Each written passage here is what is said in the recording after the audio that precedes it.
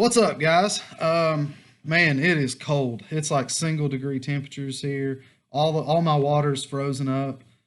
Can't go fishing, so figure I might as well talk about ledge fishing. I don't know how many of you guys think about ledge fishing in January, but I do. Looking forward to got the national championship coming up here in a few weeks. Looking forward to that, and I think there's going to be some ledge fishing play for the national championship. So maybe something I say here can help you uh, coming up in that big tournament. You know, it's $100,000 to the winner. So hopefully, I don't give anything away. But no, I mean, I've had some of you guys reach out to me and ask me some questions about ledge fishing, and I'm not an expert at it by any means. I've had some success with it. It's one of my favorite ways to fish. And maybe something that I know I can help you guys with and help you put more fish in the boat. And at the end of the day, that's really what it's all about. So I'm going to do this in three parts. This is going to be the first part. We're just going to have a little introductory to ledges, and then part two, I'm going to go through my tackle, my equipment, my electronics, all the techniques that I use, when I like to do them, and all the good details. And then part three, we're going to do on the lake. I'll go out on the lake. You'll kind of come with me, and I'll show you what I'm looking for on my sonar. I'll show you how I set up, and show you how I put fish in the boat. And I think it'll help you guys out. Got the Hobie Bass Open coming up that I know this will be effective in. So if you have any questions, keep them coming. I'm probably going to do an article on this, so it'll be in writing, so you guys can refer back to it and read it anytime you want. And then, yeah, it'll be up on the website and Facebook and all that good stuff. Stick with me here. I'm going to go through a few things, and hopefully you guys will pick some of it up, and hopefully it'll help you out and put some fish in the boat. All right, so I guess the first thing we need to get out of the way is define what an actual ledge is. And it's kind of hard to explain, but what a ledge is it's the old banks of original creeks and channels that were present before the lake was made. These creeks and the river channel are all, 20, 30 feet underwater now. But those ledges are what the original banks were of the creek and the river. So when you look at a topo map or you look at your lake map, you're looking at all these creeks, and you can follow the creek channel, wind its way out all the way to the river. And those ledges are going to be either side of those creek channels. They snake around humps, and there's road beds riding the edges of them. So that's what a ledge is it's your old creek and river banks that are now underwater. So right here we got an area. You can see where my mouse cursor is. You've got this pink dashed line right here is roughly showing the creek channel. But you can see the creek channel comes right through here. And it's about 35 here, 30 feet deep here. So it's not too terribly deep, 40 feet. But then you look right over here, you got 13 feet, 14, 16, 20. So this is a textbook ledge right here. You got the original creek channel coming right out here. It's meeting up with another creek channel and then going on. But some of the areas that I would look for are right here. You got the creek channel coming right up against this little point right here. And this is all underwater. And so what I might do is sit off this point in 36 foot of water and cast up to 14 foot, 15, 16 feet. Throw my jig, throw my worm up here onto this thing, and then let it go to the bottom and just drag it off from 16 all the way down to 20, all the way down to the base. That's kind of how I would fish stuff like this. But even before I started fishing, I would maybe run down this right through the channel and just scan it. See if there's any bait hanging off here. See if there's any fish schooled up on this.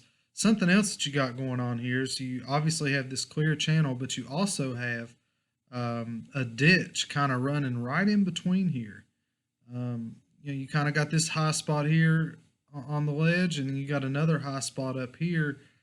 You got a little saddle right here. that kind of breaks off into this ditch. So those are the kind of secondary areas that I look at. I mean, this is the most obvious, but look for those deep channels. I mean, that's 27 feet deep right there. Right off here into 14. So this little saddle right here, 18 feet. That's the sweet spot right there. Those are the kind of places where you can sit out here in 27 feet, throw your bait all the way up onto this, and then drag it down through this saddle. And any fish that's in here, they're going to know that your bait's coming through there. So, and then right behind you, you've got another high spot. So, that's a good looking spot. And it's all has everything to do with this creek channel running right through here.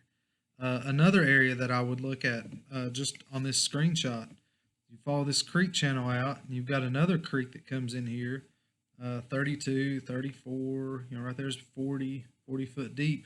So you've got two channels coming out here in pretty deep water. But then look at this right here. This is 11 feet, 13. So this is a big point coming right out here, and it drops off into two channels right where they meet together. So sit out here in that deep water, throw right up on top of this point, and drag it off. A lot of people, they might know this point's here, but they're going to be sitting way up here on top of it, and all the fish are either behind them or they're sitting on top of them. So I would sit way out here in this deep water and cast up to this shallow and just slowly drag it off. And that's something that people just have to get used to. Is you're sitting out here, in the middle of the lake, or what appears to be the middle of the lake. But you just have to understand how these contours lie, and you don't want to sit on top of your fish. You want to be backed off of them. So, just in this screenshot, you've got this whole area here. You've got this channel here with a couple spots there. Look how tight these contours are right here. That's a steep drop off right there. So I would expect there to be fish hanging off that. And then up here on the top part of this, looks like you got another point coming down here. Real tight contour lines. Got your main creek channel running off right here, so it's not that far away. Those are all good spots. Now I don't know what kind of cover is hanging here, but I would expect that this is a hard rock bottom. Probably going to have some mussels on it.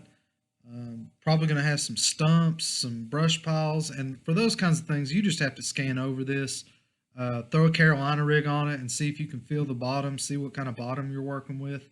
But really, spend a lot of time back and forth running over top of these little humps and flats. You're not only looking for bait fish and fish, but you're also looking for, anything on the bottom, brush piles, stumps, all that good kind of stuff, mussel beds. A lot of times these flats will have old road beds running across them. But this is just one example of types of ledges that I'm looking for, and certain little areas on these ledges that I'm looking at. And really the biggest key is they all have to do with this creek channel. And don't overlook, these secondary points like this guy right here. Those are real tight contour lines. You're right next to a channel. Looks like you got another secondary creek channel coming out here that's not really showing up on the map with another point. So this whole area, there's so many different spots to fish just in this one little screenshot. But the key is that they all have channel really close by. That's really what you're looking for. All right, so now you know what a ledge is, but why are bass on and around these ledges? And really the number one reason is food. Bass typically have one thing on their mind just about all the time, and that's food. They're not much different than us. But on the Tennessee River chain, food means gizzard shad and threadfin shad for the most part. They eat crawfish and a lot of other things too, but for the most part, bass on the Tennessee River chain, they're following the shad. Shad need to be in deep, cool, oxygenated water, and the coolest, deepest water in the lake are in your creek and your river channels. So it kind of makes sense that bass would be hanging around on the ledges of these channels and natural ambush points waiting for shad to come by. Now these ambush points are going to be feeding zones on the ledge. So what that is that's a different area on the ledge that has cover. Cover is going to be your primary thing that you need. Cover tends to grow algae depending on the type of cover, and that provides food for plankton, which bring the shad in, and it also provides cover for the bass. So you're really looking for very specific areas on these ledges. But I don't want to get too far into that. The main thing to understand is that bass are on these ledges to feed. That's why they're there. All right, so you know what a ledge is. You know why there's fish on the ledge. So now let's talk about what makes one ledge better than another. And there's really two key components to that. One is cover, one is structure. Structure, the difference between structure and cover. Structure is topographic features like humps, points, two creeks coming together, drop-offs. All that kind of stuff is structure. It's basically how the bottom lays. Now, cover is your stumps and road beds, brush piles, shell beds, grass, those kinds of things. And what you really want to find is an area that has both structure and cover. You can find one without the other, and you'll catch a fish or two. But if you find them both together, you can really start to catch quality bass on a consistent basis and catch a lot of them. So the trick is to find as many of these different variables in one place. You know, if I can find an area that's got a ledge, you know, with a drop off into the channel with shells on it and stumps and maybe a road bed, the more of those things that you can find, the better. You know, you can look at things on the map and you see a ledge and you think, man, that looks great. And you go out there and you scan it with your down scan and your side scan, and there's nothing there. There's no bait. There's no fish. You fish it for a while and there's nothing. It happens a lot, and that's because there's no cover there. You know, you look at some of these spots that look good, you don't know if they have cover on them or not. So that's what takes the most time, is finding cover on these ledges. And so I'll get out and just run my kayak, you know, I'll pedal all over it until I can find some cover. And if I don't find any cover, then I'm going to move on. I'm not going to sit there and waste my time fishing a ledge that doesn't have any cover. So, you know, when you're trying to fish a tournament like the National Championship or the Hobie Bass Open or any tournament, and you need to be on a spot that you know has cover and that can give you 3 to 5 fish over a 2-3 day period. So find the ledges that have the most variety of cover and structure that you possibly can, and those are going to be your better ledges. You know, on Kentucky Lake, there's hundreds and hundreds of miles of actual ledges, and there's not fish on all of them. There's not even fish on most of them. So you need to find the ones with the most abundant forms of cover that you possibly can. All right, next is probably my least favorite thing in fishing, and that's current. I'm never very good fishing at current. I've just never really, you know, I'm not a river angler or a creek angler, but there's something about the Tennessee River that when the current gets fired up, it drives those fish nuts. I mean, it really turns them on. So current is a very, very important part of ledge fishing. It doesn't make or break it, but it can really make it something special. You know, the Tennessee River chain is one giant river system. You can't think of it as all the different lakes that make it up. You know, you start in its headwaters. You got the French Broad and the Holston coming out of Douglas and Cherokee, and then they go into I believe it's Fort Loudon, Tellico, and then Watts Bar and Chickamauga and Pickwick or Nickajack, Gunnersville, Wheeler and Wilson, then Pickwick, and then Kentucky Lake, and then it dumps into the Ohio River. It's really one giant river. Back in the 30s, 40s, and 50s, the TVA started damming it up, building all these different lakes. So that really kind of cut out the current. There's only current on the lakes now when the TVA wants there to be current. And that's just something that we all really have to live with. And that's where checking your generation schedules at the TVA website can be really helpful, so that you know, or at least you can predict when the current's going to pick up. And when they do finally open up the gates and start pulling current, it sets off a chain reaction in the lake. Current starts pulling out of the creeks, it starts pulling out of the main lake, and it really doesn't take long. Once that water starts getting displaced, it really starts a chain reaction all through the lake. And you should notice that current pretty quick. I mean, it works its way through the lake uh, pretty quick. Um, and when this happens, bass don't want to work very hard for their meals. They would just soon sit back and let the meal come to them.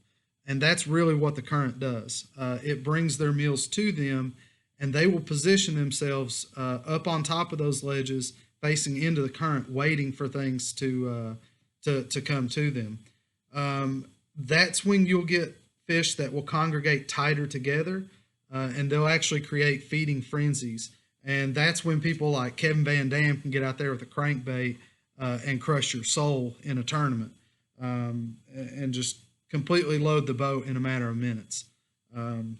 When I notice the current starting to pick up, I like to get my kayak facing into the current upstream and bring my lures from the upstream side up and over the humps or the ledge, from deep to the top, and bring it to those fish. Think about how those fish are sitting on the current or on top of the ledge facing into the current. Um, One other thing to look for when the current gets up and running is in these bends on these ledges, where a channel rubs up into a bend. They can form giant eddies right there, and those bass will sit in those eddies and just wait for food to get recycled around to them. And those are tremendous areas when the current gets up. And I can show you what it looks like when you get current running into these little bends and you get some eddies. Matter of fact, I'll show you that right now. This is this little screenshot I messed with. This is out on the main lake. You've got a creek channel that comes here and wraps around. You got another creek coming out here to meet it, right? And they meet right here. And what these blue arrows represent, that's your current direction. So the main current is flowing this way. And what you get sometimes is when they open up those gates and they start pulling real hard, that current rips through here. And as it turns, it creates, basically, this whole thing turns into a giant eddy. And you get little pockets here where fish can get out of the current, but they can sit in it and have bait being brought to them. You can see the ledge. I mean, I've marked it here with the ledge in red. And those are all, this is Navionics, by the way, but these are all, little fishing highlight spots that people have marked. This isn't really a secret. This is a big community hole. But you got a couple creek channels here, and I just kind of wanted to show you this. This whole area is good to fish when they're hanging on these ledges. I mean, jigs, worms, crankbaits. You can usually find big schools of fish out in areas like this. But keep in mind which direction that current's flowing, and try to put yourself, in the way a fish would want to react. I mean, you got the bottom of this is 26 feet deep. I know there's some spots in here that are about 30, and then right here you got 10, 11. Some of these high spots top out at about 9 feet deep. So you got some real shallow spots right next to some good deep water, plenty of current ripping through here, and this is all main lake stuff. But just wanted you to see areas like that when you see these contours and think about which way this current's flowing. But that's another kind of area that I would look for. And then again, get out here with your electronics and scan this and see what kind of cover you got here. I know there's stumps, there's shell beds, all that stuff is all sprinkled out through here. So this is the kind of area that it kind of pays just to cover the water. This is a big area right here, and you just need to get out and scan it with your electronics and find those little sweet spots. But just get it in your mind how this current runs and take that into account, that these fish are going to be tucked in on these little these drop-offs here, and they're just going to be sitting there out of the current waiting for the current to bring things to them. So that doesn't always necessarily mean you sit off the deep end and throw up shallow and bring it off that way. It may mean you sit over here and cast this way, and that way your bait's coming with the current. So there's a lot of different things going on there, but that's just kind of some of the stuff I wanted you guys to see, and just get yourself used to thinking in terms of how the current flows around these ledges. On the flip side of current, when the TVA does finally decide to shut the generators off and close the gates, the water kind of goes slack. And that's time to put your crankbait up, put your spinnerbait up, put your swim bait up, or at least that's what I do. And I like to get the jig out and the worm. Go back to your brush piles and your stumps and your shell beds.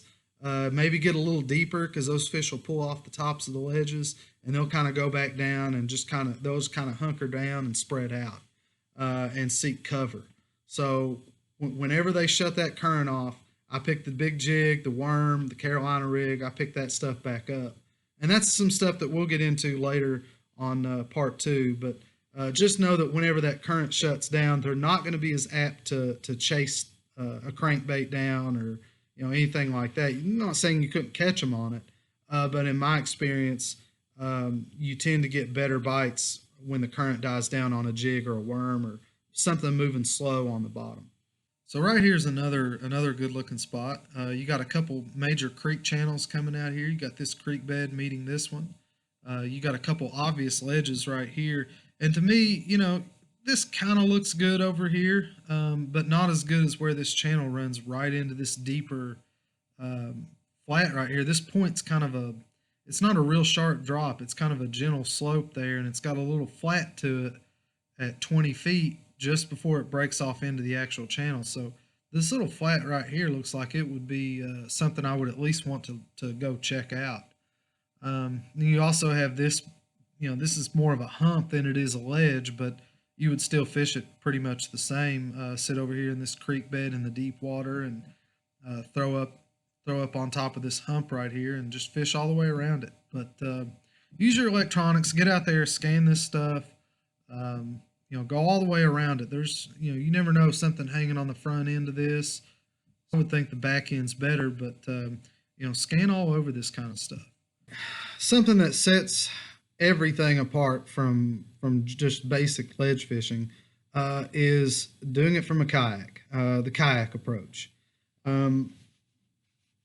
It changes everything. If you're a kayak angler, you know that fishing out of a kayak is different than fishing any other way. The first thing that I'll do when I know I'm going to fish a large body of water, whether it's Kentucky Lake, Lake St. Clair, Toledo Bend, doesn't matter. Get you a good paper map. The online maps are great, and I love those, but I really like having a paper map. The first thing I like to do is locate all of your launch areas. You may have to do some research. Some of these maps are old and places may not be there anymore. They may be private. That's where your own research is going to have to come in. But it doesn't do you any good to find a good looking place to fish and have no access to get there, reasonable access to get to it. So try to find as many of these launch locations as you possibly can and build off of those locations to find your fishing areas. Don't go around just finding spots and hope you can get to it because you may not be able to. It may not be realistic. So that's the very first thing I try to do is find a reasonable launch locations. The next thing I try to do is find an area that you can get access to that has a large variety of habitat. Look for the back of a creek, primary and secondary points, creek channels, river channels, all within reach. You don't want to limit yourself to just one or two different types of habitats. So find areas that can offer you a wide variety of habitat.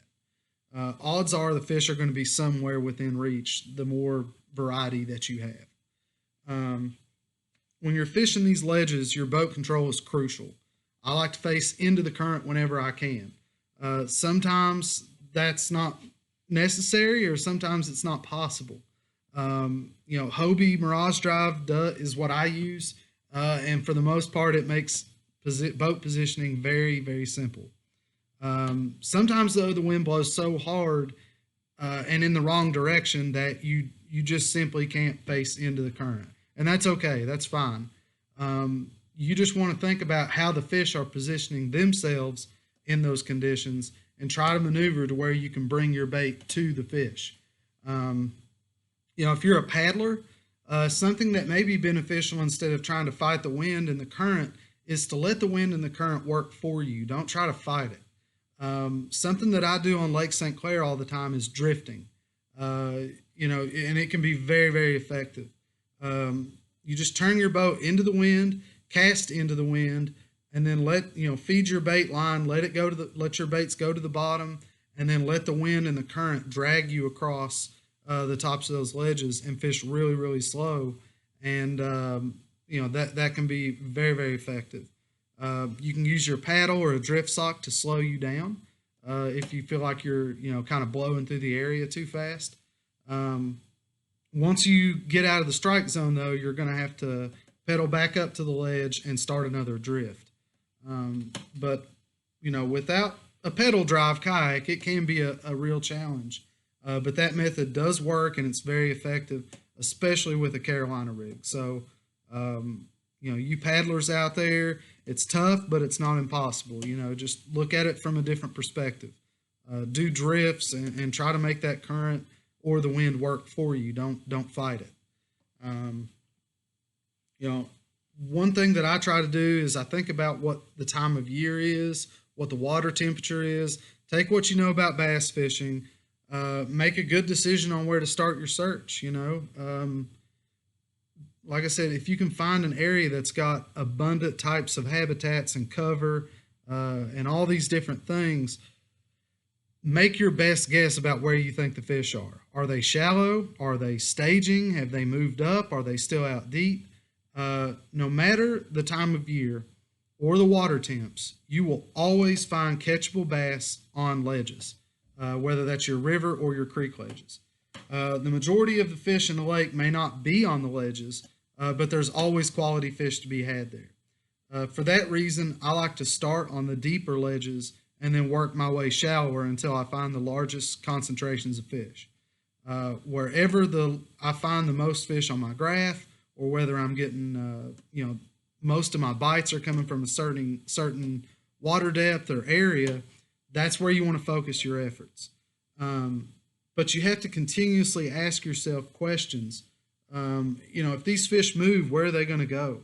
If the water warms up, where are they going to go? What are they going to do? Are they going to move shallow, or are they going to move deeper? What time of year is it? If the water warms up, are they going to move up to spawn? Or if the water warms up, are they done spawning and going to move back out? So, if a cold front comes through, what's that going to do to your fish? Those are questions that you have to continuously ask yourself and answer to the best of your ability. And what you'll end up doing if you answer those questions is you're going to give yourself a game plan. You're also going to give yourself a plan B and a plan C without even realizing it. So just ask yourself questions once you find these fish. If conditions change, what's that going to do to them? Where are they going to go? And I think if you can pick areas that have, all these different types of habitats, and start deep, work shallow, and if you find your fish, just figure out what they're going to do if things change. And I think you'll have a pretty good game plan together. That's how I approach it from a kayak, and doesn't mean that's how you have to. That's just how I approach it. And I think it works. So, try that. Try that approach. Wrapping up part one, we talked about what exactly a ledge is. We talked about why there's bass on and around them. We talked about cover and structure requirements to fish ledges. We talked about current, how that affects everything, especially on the Tennessee River chain. How to approach this whole thing from fishing from a kayak. And one other thing I wanted to talk about is paper maps. I love my electronics. I love my Navionics and looking at maps online, but there's really no replacement for a good paper map.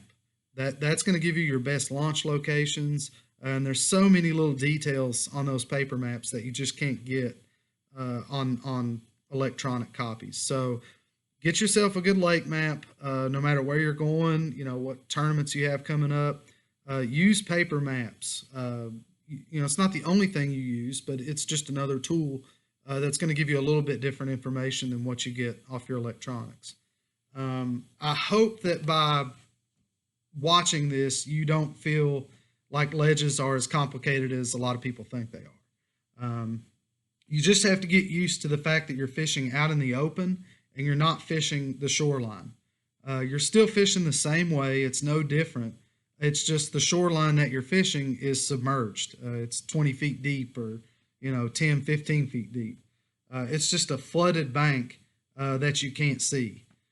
So hopefully you feel better about it. And in part two, we'll go on and talk about my rods and reels, what kind of line, what kind of techniques and baits I like to use, my electronics, and we'll just get into all the equipment and things that I use and how I go about using all that stuff. And then we'll do part three on the water where we're going to put all this stuff together. I'll show you how to locate fish once you're on the water. And hopefully I'll put some fish in the boat and show you how to catch some too. But I hope y'all enjoyed it. I hope I answered some of your questions. Please give my YouTube channel a subscribe. Like me on Facebook, Jay Wallen Fishing.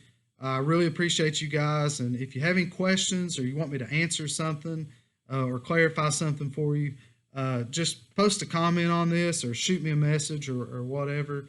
But I really appreciate you guys. I guess I'll see you all at the National Championship in March at Kentucky Lake. Thanks, guys. See you.